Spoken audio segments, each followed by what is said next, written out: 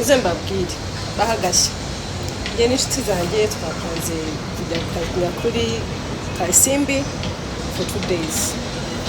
Nditegura ndashyashyana umva mbabwire mu bintu nateguye sinibagiwe fone yanjye ya itel A90.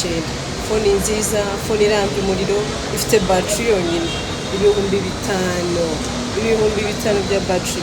Icyaza nice camera. Tugezeyo umunsi wa mbere turaryohewe, turifotoje, fone zabo zirazima. Ubwiyange yari ifite 87%. Rwanda rero batangiye barandirimbiye kasu some pics kuri itel yanjye A90. But guys, can't you see? Muze murebe phone umuriro wayo ni Iminsi 3. Ndabafotoye umwe atangiye arandirimbye nari nabaye umusitari kubera A90 yanjye. Guys, come on get itel A90 ku mafaranga make 135,700 yonyine.